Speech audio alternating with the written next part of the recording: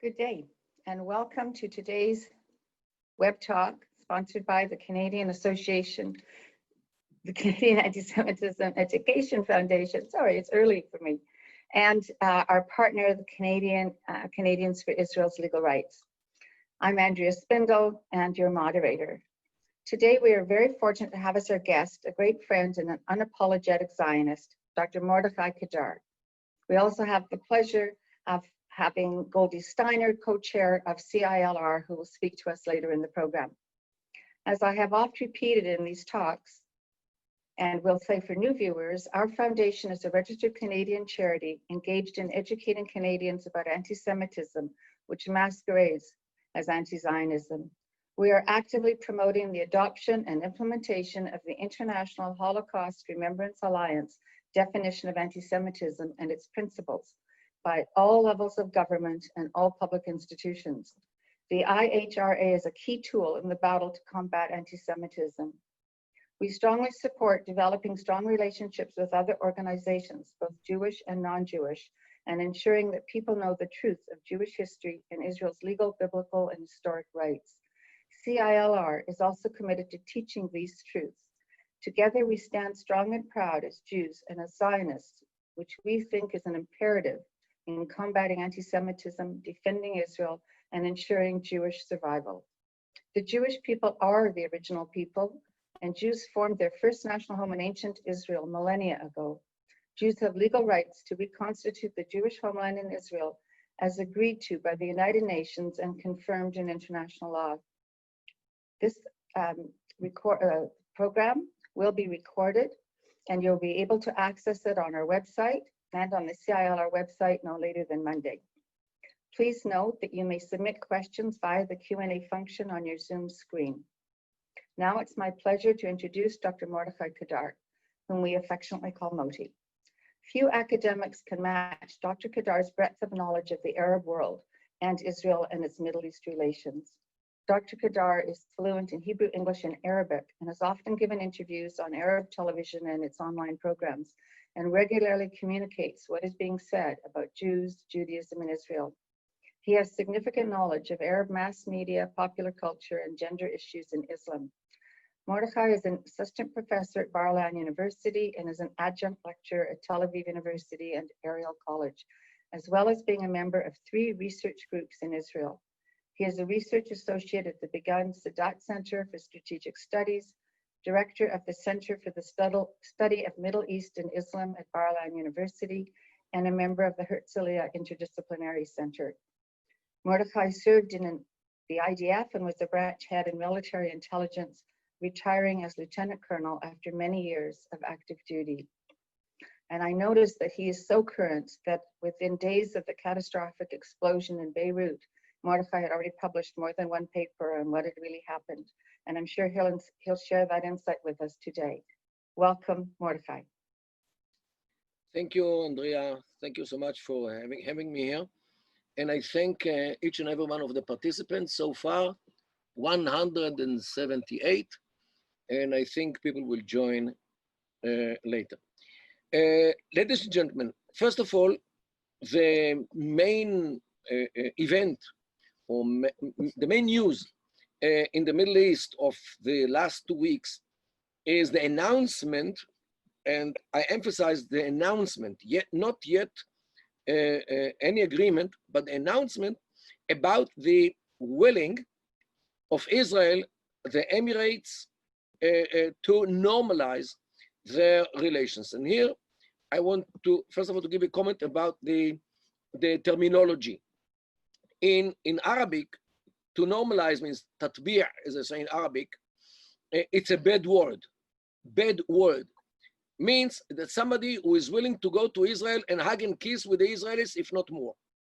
There's something which usually the Palestinians are using against whoever wants to make peace with Israel, but not only peace like non-belligerence, but even go and have tourism and economic cooperation and academic exchange and cultural exchange, whatever. This is something which so far was like a big sin in the Arab terminology, in the Arab discourse, and the Palestinians succeeded in this thing tremendously. And here, by the way, what we have with Egypt and Jordan is peace, means non-belligerence plus embassy, plus here and there a little cooperation about security or about energy. That's all. No tourism, no cultural exchange, no nothing. And this is what we call a cold peace. Now the Emirates, according to this declaration, want to have not only peace, they want to have normalization. Means the tatbir, the bad word, means that they don't care about what the Palestinians are saying. The Palestinians declared, Abu Mazen declared that this declaration of normalization is like a step in the back of the Palestinians. And in this thing, he is united with Hamas because both see this normalization between the United Arab Emirates and Israel as a stepping in the back. So this is just for the introduction about whatever. And therefore, it kept the attention of the people, many people in the Middle East, whether they are opposing it or whether they are pro peace. Because here, from the beginning, we are talking about something different, something much higher in its level of relations with Israel, means that Israel is an accepted country in the Middle East. And this is something which actually breaches much of the Arab axioms which we saw so far for 72 years. So this is something which we should bear in mind. And the question is, why did it happen? Why the Emiratis are giving Israel much more than the peace which Egypt gave us 41 years ago and Jordan gave us 26 years ago in 1994. And for this, we have to understand the mindset of the Arab Emirates, and not only the Arab Emirates, I'm talking about the Arab Peninsula. Let's first look at the map, just to see what we mean by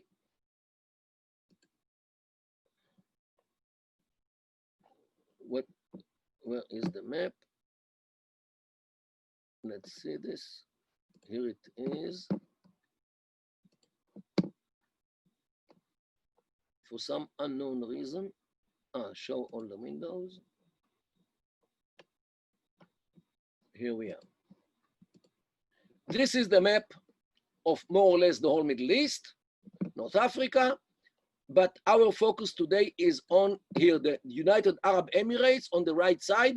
Here, this space, which is part of the Arab Peninsula, which also includes Saudi Arabia, Qatar, Kuwait, Oman, and Yemen. And this is the Arab Peninsula. What we have is with the United Arab Emirates here, who dwell here on the eastern side of the Gulf. First of all, you can very easily see that they have no shared borders with Israel. Means we have no territorial problem with the United Arab Emirates, and therefore they were not defeated by us, unlike Egypt, Jordan, Syria, through the wars which we had since 1948, 56, 67, 73, 82. All these wars actually included some territorial component, while the United Arab Emirates have no territorial contiguity with Israel. Therefore, there is no dispute about any territory as it is. But for this, we have to understand the mindset of the Gulf in general and the United Arab Emirates in particular. Through the years, and I'm talking about 70 years already, since 75 years, since the beginning of the Arab League in 1945, the Arab League, or more into the 50s and the 60s, the Arab League was sharply divided between two kinds of countries. One kind is the radical countries, or the progressive, as they call them, like Syria, Iraq, southern Yemen, which was those days, Libya, all are countries which were under the flag of the Soviet Union. The regimes were more or less socialistic, like the Ba'ath in Iraq and Syria, or the Arab Socialist Party in Egypt, and of course the Marxists in Yemen. And they were pushing towards modernism in the Soviet style of modernism, because those days, in the 50s and the 60s, to be a communist was fashionable. So this was these countries. The other countries, especially Saudi Arabia, the Emirates, were governed by kings, by emirs, and the government was traditional. They were not progressive, they were not revolutionary. They were, as they call them, counter-revolutionary regimes, because they were led by sheikhs, by kings, by emirs, all those old kind or traditional kind of government in the Arab world. And because they saw the threat from those countries, from Iraq and Syria and the communist countries or communist-led countries, they stuck to the United States, means the Saudi Arabia and the Emirates and more, stuck to, and Jordan those days as well, and Morocco, stuck to the United States, to Europe, to NATO, in order to protect them from the wrath of Gamal Abdel Nasser, of Hafez Assad, of Saddam Hussein in Iraq, Muammar Gaddafi, who came to power in 1969. So this was actually the divide of the Arab world already then. So the fact that the Saudis and the Emiratis and the Jordanians and the Moroccans are leaning to the West is traditionally because of the threat which they felt coming upon them from the radical countries which were under the flag of the Soviet Union. Now, who was also the victim of those Syria and Iraq and Egypt? Israel, because they were radical and they used the Arab nationalism as some kind of unifying element. So Israel was also the victim of their ideologies. So here we are sharing the same enemy with Saudi Arabia and the Emirates already for dozens of years. It's not something new. It is something which was there in the background for long years. And through the years, there was kind of relations between Israel, especially in Saudi Arabia. Just to give you one example, an Israeli very important doctor, medical doctor, Professor Moshe Mani, who was the Director General of the Ministry of Health in the 80s, was the Dean of the Medical School in Tel Aviv University, was the manager of the Sheba Medical Center in Tel HaShomer. He was a prominent guy. He was an urologist. And like twice a year, he used to disappear, each time for a week. Nobody knew where the man is. He just left as if the earth swallowed him. Only one person knew where he goes. It was the prime minister. The man used to take a flight either to Cyprus or to Greece, and there a private jet waited for him to take him to Riyadh in a clandestine way without any stamp in his darkon, I would say, in his documents.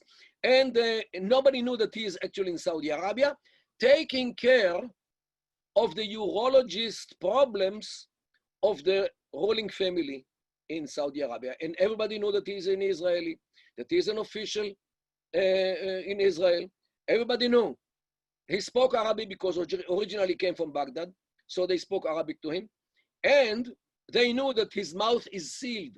He will not tell about their urologist problems, means problems of men who have problems, because these are shameful things. And they didn't trust each other to take local doctors because they were afraid that somebody would leak the problems which they have, especially with the wives. So they called a Jewish doctor from Israel to take care of the most delicate issues of the ruling family in Saudi Arabia. I'm talking about the 80s and the 90s. Means already then, an Israeli official took care of them, and they all knew who he is and what he is. Okay, another time a ship of the Israeli Navy got stuck on the Saudi shore, and the Saudis did nothing. Israel had all the time, like 3 or 4 days, until Israel succeeded to take this ship or to tow this ship from that place. And the Saudis saw the Israelis going down on the seashore. They did nothing. They just watched around and just to see that everybody is okay. And yes, it wouldn't happen unless there was some kind of a channel between Israel and Saudi Arabia to make sure that nothing happens to those soldiers who got stuck on the Saudi seashore. And there were more events of cooperation or coordination, I would say, between Saudi Arabia and Israel. So the fact that Israel and Saudi Arabia and the Emirates also were under the same threat through the years definitely got them closer. Recently, what we hear, what we see is that Iran is the new threat on these countries. And if you look at the map now, you can see Iran on one side of the Persian Gulf. Here it is. But on the other side, you see 13 countries: Kuwait, Qatar, Saudi Arabia, Yemen, Oman, and the United Arab Emirates, which are 7 states, a federation of 7 states, which are united more or less like the European Union, not like the American or the Canadian Union. You know, Ontario has no sovereignty, and so Saskatchewan has no, and Quebec has no sovereignty. So is New York and New Jersey and Florida and California. They have no sovereignty. The sovereignty belongs to the Union, the Canadian Union and the United States Union. In Europe, Germany is sovereign, France is sovereign, Spain, Holland, Belgium, all are sovereign. And here in the Arab Emirates, 7 Arab Emirates are just like Europe. Abu Dhabi is sovereign, Dubai is sovereign, Ras Al Khaimah, Fujairah, Qaywin. Okay, all these Emirates are independent and sovereign. Of course, they united, they have some federation, they united the currency like the Europeans, they united the defense forces, they united the foreign policy, but they didn't unite, for example, the police. They don't have a federal bureau of investigation because they hide information from each other, and they did not unify the economies. Each and every one of them has different and separate economy. So this is more or less like the European Union. Therefore, I count them as 7 countries. So altogether with the other countries in the Arab Gulf, in the Arab Peninsula, I count altogether 13 countries. And these 13 countries, they do not share anything. Means they are so much in difference. They quarrel with each other constantly. Just look at Qatar. Qatar is a country which everybody hates. The Saudis already more than 2 years ago put a siege on Qatar. You cannot get into Qatar or outside from Qatar unless you go by airplane or by the sea. You cannot go by a car from Qatar to Saudi Arabia because Saudi Arabia closed the borders between them and Qatar. And Qatar is in bed with the Iranians, and they share a whole gas field right in between Qatar and Iran. And Qatar is the enemy of the United Arab Emirates. Of course, Qatar denounced, or Qatar said something very bad about the peace between Israel and the Emirates. So did Turkey and Iran, of course. And you can see that Qatar, of course, it is an Arab country, yet it stabs its neighbors in the Arab Peninsula in the back by cooperating with Iran against the Arab countries. Now, on one side, you see Iran, one consolidated state with one agenda, with one big army, with missiles and whatever they have. And on the other side, you see that Arab tribes and the Arab countries fragmented, quarreling with each other non-stop, and definitely have no one policy vis-a-vis Iran. And this is an element of weakness vis-a-vis Iran. And Iran feels much more powerful, and it is much more powerful vis-a-vis the Arab Peninsula.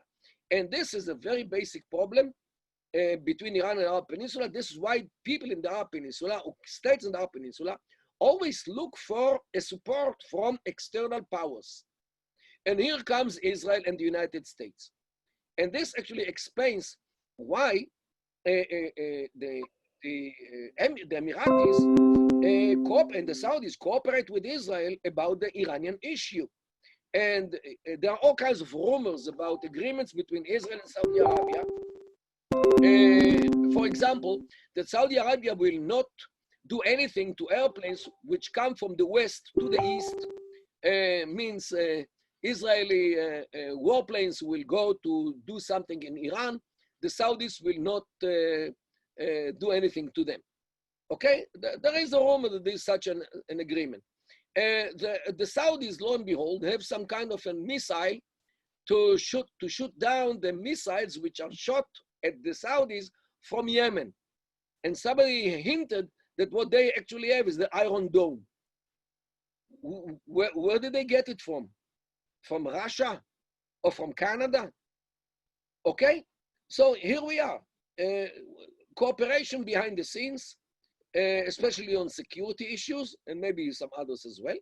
So only because they feel threatened by the Iranians, maybe even more than the Israelis, because first of all, they are much closer to Iran. Look at this.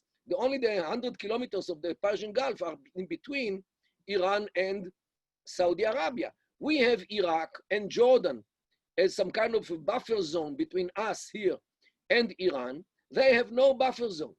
Secondly, all their oil is in the eastern part, means right under the noses of the Iranians. We, first of all, don't have oil. The gas which we have is deep under the sea.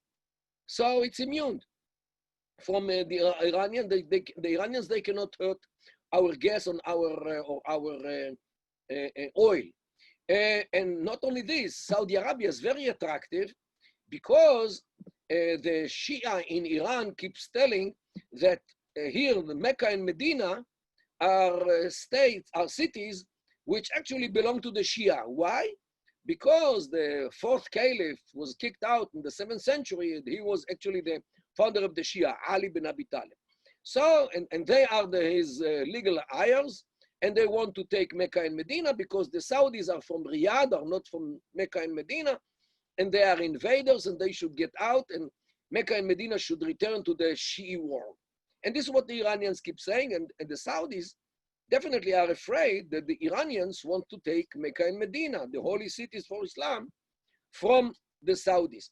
So this is one part of the reasons why the Saudis are shaking and shivering from fear from the Iranians. Yet, we Jews are shouting whenever we feel some kind of a danger because of our history and our nature and our culture and our heritage. The Saudis will never show their emotions because they are Bedouins. And Bedouins, a Bedouin will never show that he is afraid of anything, because if he shows that he is afraid, and forgive me for saying it, he thinks that people think that he is like a lady, like a woman, because a woman shows her expressions, and a man in the Bedouin culture doesn't allow himself to externalize his emotions, especially his fear, because people will treat him as a lady. And again, but this is the culture of the Middle East. What can I do? So the Saudis keep a poker face when they talk about Iran, but inside they are very much afraid of the Iranians. So they will do anything in order to make sure that Iran stays away, because Iran is afraid from the friends of Saudi Arabia and the United Arab Emirates. And who are the friends? Israel now, because Israel allegedly might have all kinds of weapons which Nobody in the Middle East still has, one thing. Secondly, and here comes, in my humble view, the real reason for the timing of this declaration by Trump, and I emphasize Trump, Netanyahu, and Mohammed bin Zayed. The thing is that the Emiratis would, and I will stop showing this, and here I am. The Emiratis will do anything possible, in order to make sure that Donald Trump will be re-elected, because they are afraid that anyone else will ease the pressure on the Iranian regime.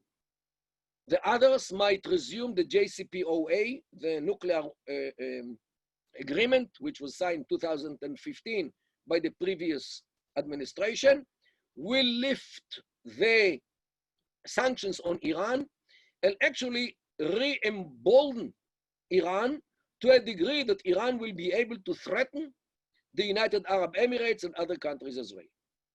Therefore, they think that if they give peace to Israel, and not only peace, normalization, tatbir, the Jewish voters in the United States of America will consider voting for Trump. Why? Because he is the sponsor of this peace, real peace, full peace, normalization between the United Arab Emirates and Israel. And if not vote for Trump, maybe stay at home. For them, it will be enough, because they heard and they read that most of the Jews in the United States of America consider or vote, usually vote for the Democrats. And they want to increase the chances of Trump to win the elections. And in my humble view, if I'm right, that this is actually the assumption or the will of the Emiratis, the agreement between them and Israel will be signed on the lawn of the White House at some point right before the general election, the presidential elections in the United States of America. 3 days, 4 days, 5 days, I have no idea. But it will be close enough to the elections in the States that people will still bear in mind, especially Jewish voters, will still bear in mind or bear in their memory who was the sponsor of this peace. Now, Trump will do his best to make more countries to join it, so he can stand on the lawn of the White House, shaking not only three hands, three couple of hands, like himself, Netanyahu, and bin Zayed. Actually, he wants to reproduce the pictures in plural of Jimmy Carter with Begin and Sadat in 1979, and Clinton with Rabin and Arafat in 1993. Okay, so Trump wants to reproduce this event, and it will be an extravaganza that day, right before the elections, and Trump will do his best in order to make others join it, like Bahrain, maybe Oman, or the diamond of the crown, Saudi Arabia. If they all, or at least part of them, join the Emiratis, this will show that he is even more influential, bigger than the Carter and Clinton. They brought only one Arab party. I brought 2, 3, or who knows how many. And not to mention, and the Nobel Prize for Peace, which he might be at least a candidate to be a laureate. So definitely it might increase his chances to win in the elections, and the Emiratis will do anything in order to increase those chances. This is, in my humble view, what actually pushed them to this declaration, especially these days, knowing that the Iranians will be very angry about this normalization. But they took the risk, and let's see what happened in the future, if this risk was justified or not. Let's hope that the Iranians will be deterred by the American administration, now and the next one, whoever it is, in order not to touch the Emiratis and the Saudis as well. So far, they didn't care so much. And as we saw last September, how they bombed one night oil facilities of the Saudis, and nobody in the world did anything. I believe that the Saudis were very disappointed that the world, Europe, America, Israel, or whoever, although everybody knew who shot those missiles and who actually attacked the Saudi soil, breaching or violating its sovereignty in a very, very hard way. So this is more or less what is behind this declaration. And another point which we should also bear in mind, the Arab Emirates are, the United Arab Emirates are tribal countries, means every one of them is one tribe. Al Nahyan are the family, the tribe or clan of Abu Dhabi, and so it is in Kuwait. Al Sabah, this is the name of the clan, in the ruling clan of Kuwait. Al Thani is the ruling clan of Qatar, and so forth. Every one of these emirates is one clan. They don't have elections because they don't need elections. They don't have democracy because democracy is very, very dysfunctional regime as they see. They have leaders, real leaders who care about them because they are from the family. And they function like a big family, and nobody really has to elect the leader of the family because the leader is very well known in this kind of regimes, the traditional regimes of the Middle East. Modern states in the Arab world actually fell apart. Those countries which were built on multiple of groups, traditional groups like many tribes or many ethnic groups like Arabs and Kurds and Turkmens and Berbers, or religious groups like Muslims, Christians, Alawis, Druze, Sabais, Mandais, Yazidis, as it is in Iraq, or sectarian groups like Sunna and Shia and other, those countries which were made as conglomerates of groups which never became a nation are Iraq, Syria, Libya, Yemen, Sudan, Algeria, those failing states. And they are failing because of the society, which is fragmented to all kinds of traditional groups which never made one nation. While the Arab Emirates, the 7 Emirates with Qatar and Kuwait and Saudi Arabia as well, and Oman as well, are constructed by everyone is one tribe or one clan or one leading clan. And this is why they are so stable. This is why life there is so good. And this kind of regime is much more acceptable in the Middle East than all kinds of new European-like regimes which came to the other countries like Syria and the socialist countries. Who knows what socialism is? They don't even know how to spell this word in the Middle East. So never mind to know what it contained. So, and this is why they are very stable. And you can see it in the Arab Spring, which started to erupted 10 years ago. These countries, which are constructed according to the traditional way of the Middle East, are stable, are rich, are normal, and flourishing. The Arab Spring didn't touch them, didn't destroy them, as it did in Syria and Iraq and Sudan and Libya and Algeria, all this kind, and Yemen, of course. So this is what I mean. If you build in the Middle East a state based on one clan, they don't look for enemies. They don't need enemies to unite everybody under the illegitimate aegis of a leader like in Syria or Iraq. They are legitimate. They don't need external enemy. This is why they don't need Israel as an enemy. This is why already for many years, they can cooperate with Israel. They have no problem with Israel. Who needed Israel as an enemy? All these illegitimate states or illegitimate regimes like in Syria, Iraq, Yemen, and all the others who were constructed according to European ideologies which came to the Arab world by intellectuals who were not attached to the people. While traditional countries like Saudi Arabia and the Emirates, Kuwait, Qatar, and so forth, are flourishing because they are stable and they don't have any problem with Israel because they don't need Israel as an enemy.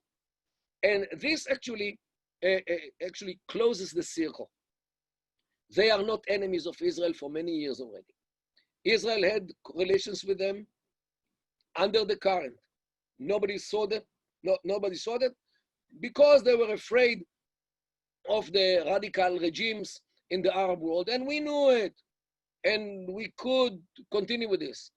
Now they want the Trump to be re-elected, so now they talk about this, and they are willing even to have it open relations with commerce, with cultural exchange, with academic exchange, with every possible, about agriculture, about anything which Israel can help them with technology and everything.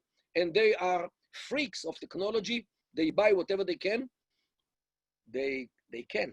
So this is what I'm saying, the basis of the mutual understanding between Israel and the Emirates.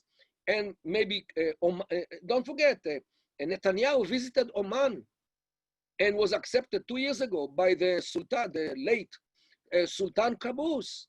And Sultan Qaboos would not host Netanyahu unless he felt secure enough, especially from his people, who accept it. Sudan also, there is a debate in Sudan whether to have peace with Israel or not.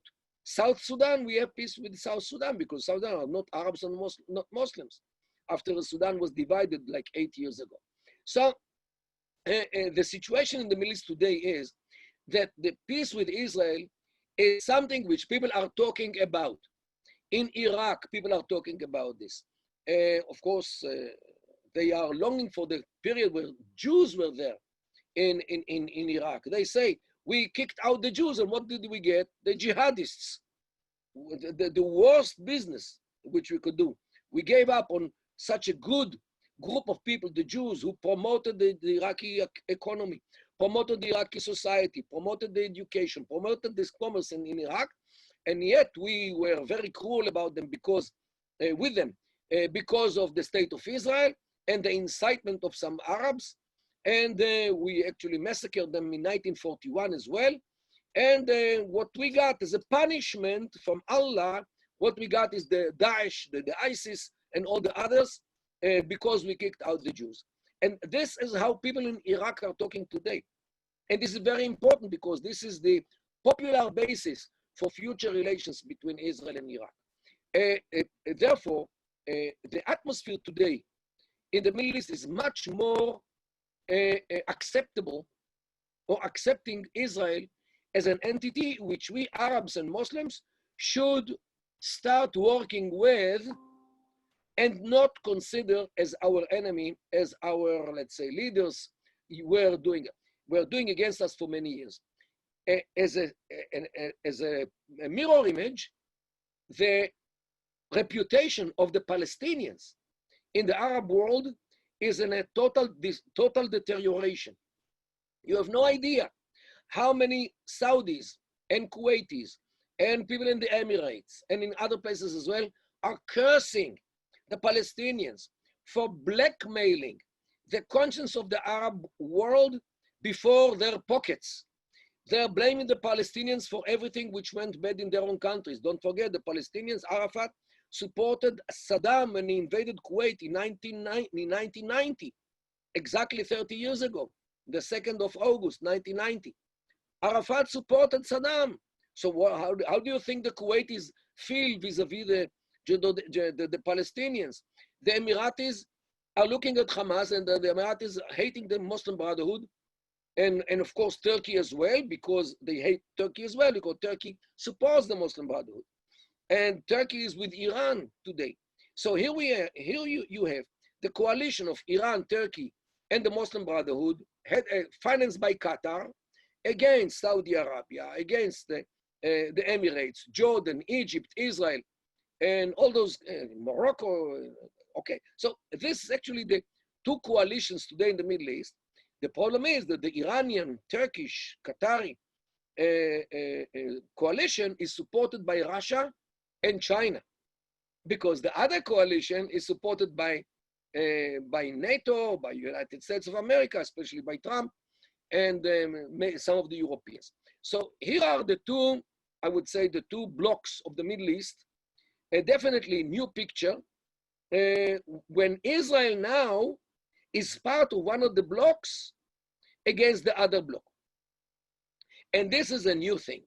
When Israel becomes part of an Arab bloc, which is almost consolidated against Iran and its allies in Iraq, in Syria, Lebanon, Yemen, this is something which is unprecedented, which actually gives the peace or the normalization between Saudi and Emirates some kind of deepness, some kind of, I would say, durability, because it's not something which only they want to get Trump, re-elected by this.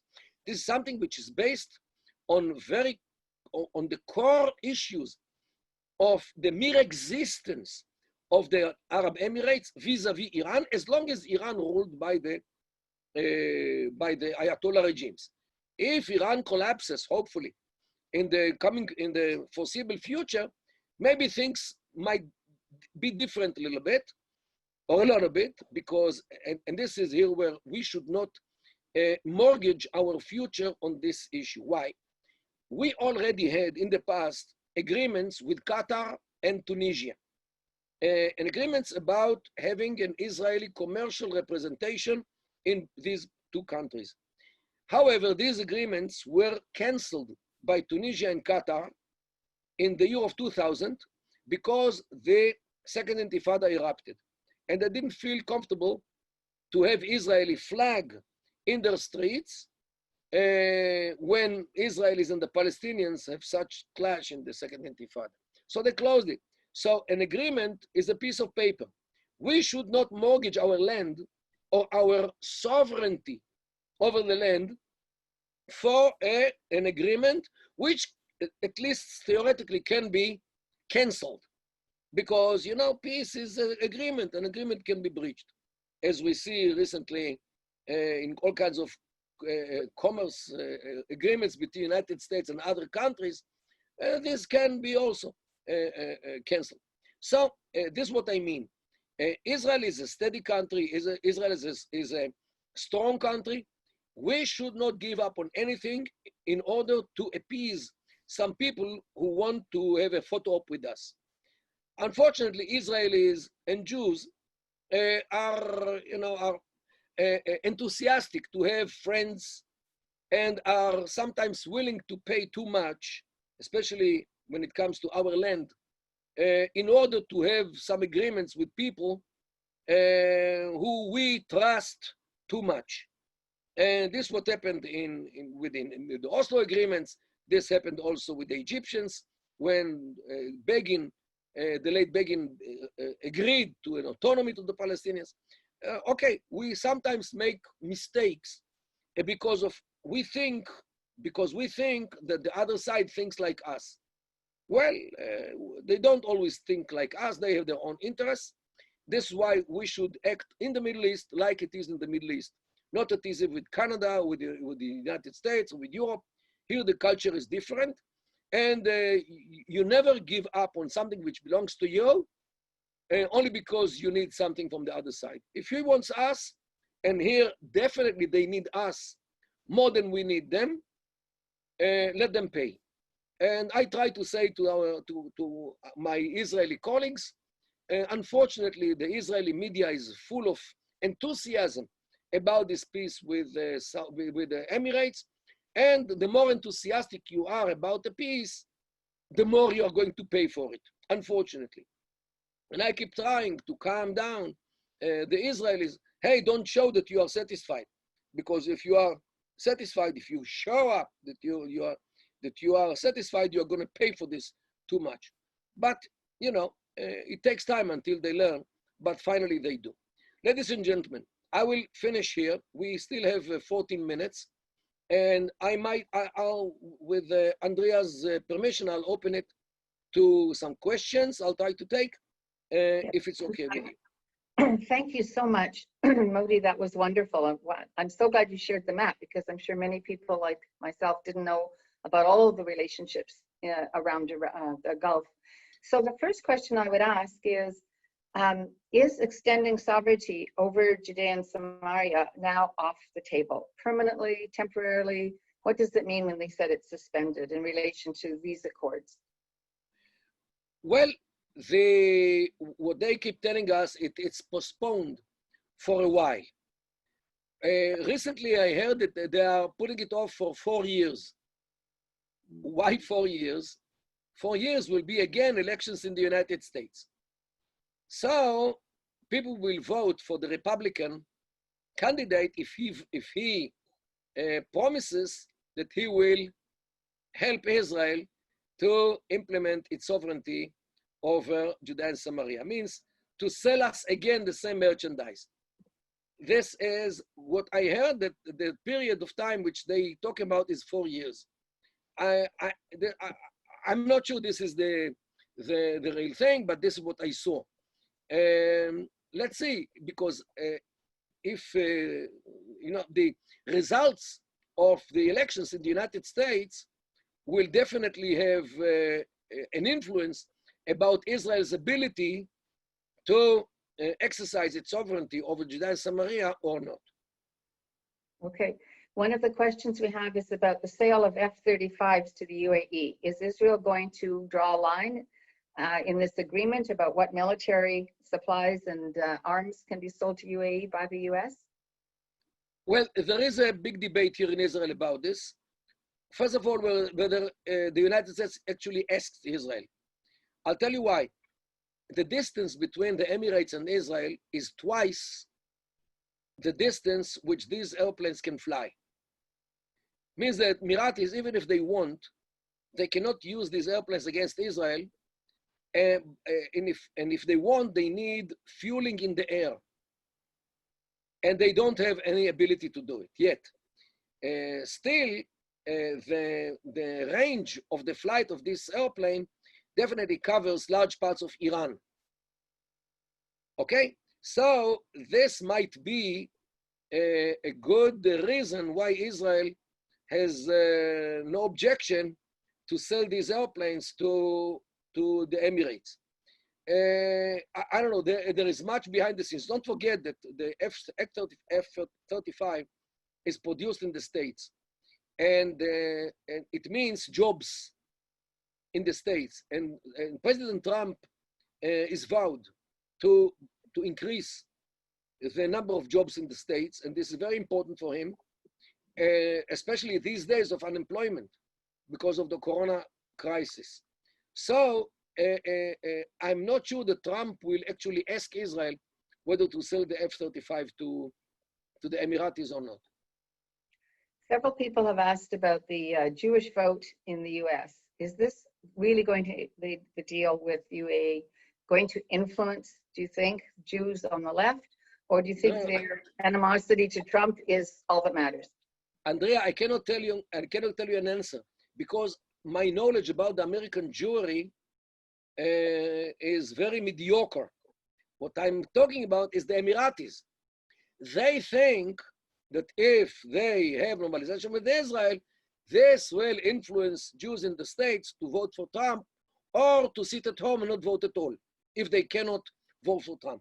What actually will be the influence, I have no idea. But this is the mindset of the Emiratis. So one of our listeners has pointed out that Saudi Arabia has indicated they would only seek peace, or I guess extend their relationship openly with Israel, if the Palestinian conflict, so-called conflict, is resolved. Do you see that happening? Do you think that eventually this deal is going to influence Abbas or the so-called leadership of the PA? Look, I'm not a prophet yet, and I don't know what will be in the future. But so far, we see very clearly a very, very pro-Israel public opinion in Saudi Arabia. Very, very deep. You can see it from in the social media, how Saudis, and I myself have many friends in Saudi Arabia. I correspond with them through all kinds of social media, and they have no problem about this. Saudis visited Israel. A very famous Saudi blogger, Muhammad Saud, visited Israel openly. And believe me, he wouldn't be able to visit Israel unless he got the permission from his local authorities. No way that the Saudi will come to Israel openly, clearly, without permission from his government. And he got the permission. Okay? So, and all the clandestine cooperations between Israel and Saudi Arabia. So apparently the Saudis want a higher price, because if they rent to peace with us, the price will be cheaper. So, you know, it's also a play on nerves, because Israelis are eager, maybe Trump as well. Maybe they want to also to blackmail Trump, to sell the peace with Israel to Trump in a higher price. Right. Let's say, you know, that they have a problem with the Khashoggi problem. There is some kind of sanctions on Saudi Arabia and the States because what happened with Khashoggi in October of 2018. Maybe they want to lift these sanctions as a kind of exchange of peace or normalization with Israel. And he has a problem with the Congress. Okay, maybe this is the issue which still waits for, you know, for decision. Can you say a little bit more about Israel's relationship or lack of with Lebanon, which is now a country in so much turmoil? And I know that Israel offered aid and it was rejected, even though Israeli doctors, I understand, have left the country to still help the Lebanese from another side. Well, those Israelis got doctors who went, I think, through Cyprus to Lebanon are actually Arab doctors here in Israel. Because if Lebanon accepts any Israeli doctor, it won't be a Jew. So, and good, you know, let them go. It's okay with me. The thing is that in order to really understand what happened in Beirut and the explosion and how it goes with all the relations between Israel and Hezbollah actually, and what is the status of Hezbollah and what this explosion made to the Hezbollah status in Lebanon, for this, Andrea, you will have to get me again for a whole hour. Okay. And in less than an hour, there is Shabbat in Israel. And as you can see, I'm already with a white shirt for Shabbat, with a white kippah already, and I'm ready for Shabbat. Otherwise, she who must be obeyed would be very angry at me. So this is, but I promise you, if you want, even very soon, I will be here for you, Andrea, and for you, Goldie, as well, and for you, the listeners, for a full session about what happens in Lebanon. Very complicated, because don't forget that the problem in Lebanon didn't start with the explosion of like 2.5 weeks ago, Tuesday of 2.5 weeks ago. It started already in October, 10 months ago, when the demonstrations in Lebanon started in the streets, and the demand to the government to resign. And Hezbollah is already 40 years in Lebanon. Everything here is with everything, and of course the wars with Israel. It is a picture which needs definitely an hour in order to describe it. Okay, we're going to rebook. We will do that. I'm going to have Goldie ask the last question and bring our session to a close today. So first of all, my personal thanks, and on behalf of CAEF, thank you so much for your support and interest in what we're doing here in Canada. Goldie. Thank you, Andrea. This was a great webinar, your idea. I have a loaded question, or I should say many questions. One of them is picking up on the Lebanon question. There was a time when it was rumored that Nasrallah is going to get killed. At the same time, I read that the Prime Minister said that he would like to have relations with Israel. Let me finish a few questions and you answer whatever there is time for.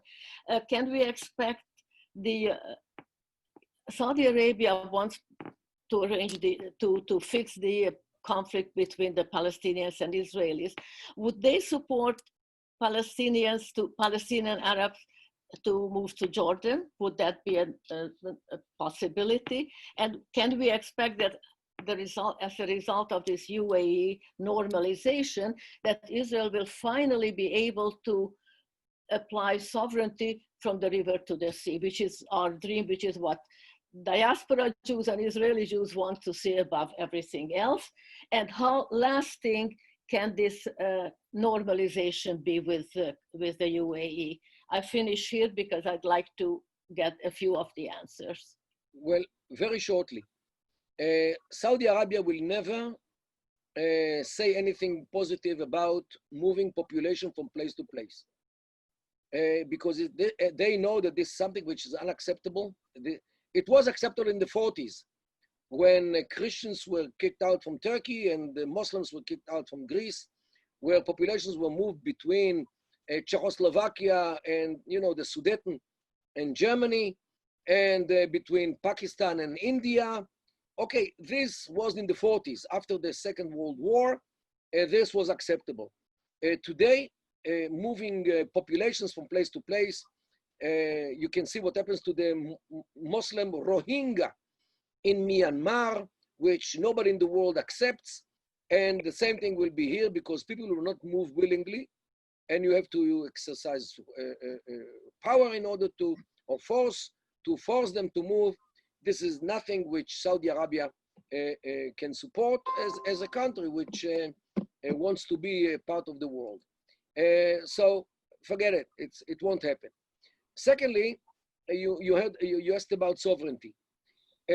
Now, if we have good relations with the Arab Emirates, I think that we can start talking about this with the Emiratis.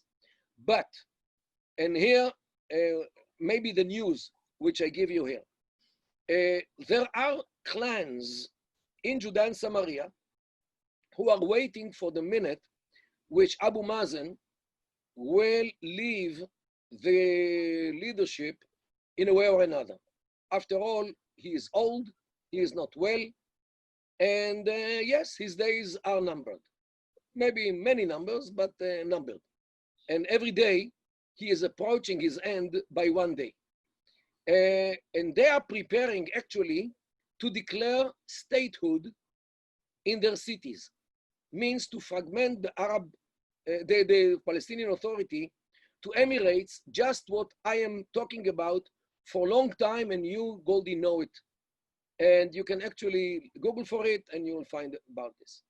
And this is what might happen in Judea and Samaria, where the Arab part of Hebron, Jericho, Ramallah, Nablus, Jenin, Tulkarem, and Kalkilia, the 7 cities, will declare statehood, each and every one of them, emiratehood, like the Emirates in the Gulf, and Israel will stay forever in the rural areas. This is the best deal which Israel can get in order to remain a Jewish state, because it will not annex the cities, but it will remain in the rural areas when the PA will be dismantled to these Emirates. This is my dream for many years already, and I'm talking about this, and I'm talking with the local people in Judea and Samaria as well. And many of the clans are considering this. And this is why I think that the Emirate solution will actually be there even without Israel's intervention. It will happen by itself. And when it happens, Israel will be more than happy to exercise its sovereignty over the rural areas, while offering the Israeli citizenship to the villagers, which are a minority of the population. And therefore, I think that this is the only solution which can give us the largest part of Eretz Israel, while keeping us still as a Jewish state without moving populations from place to place. Well, I guess we're running out of time, and I want to thank you for this detailed analysis of events. There's no time to argue or agree or disagree at this moment. We'll do that in private time. And I want to thank you very much for joining us. You know that you have a great following here in Toronto. And I want to thank the audience. I think we had a pretty good presence of your followers. We're very happy with what you've said, except the sovereignty, which we'll come back to another time. And on this note, until the next time, lechitraot. Thank you so much. Have a Chodesh Tov. Today is Rosh Chodesh Elul. And in a month, Shana Tova, a happy New Year. And Shabbat Shalom, of course. See you too, Which Moti. will be here in an hour. Thank you. And everyone, we'll you send so you a much. notice when this recording is available. Shabbat Shalom. Shabbat Shalom, Chodesh Tov, and Shana Tova.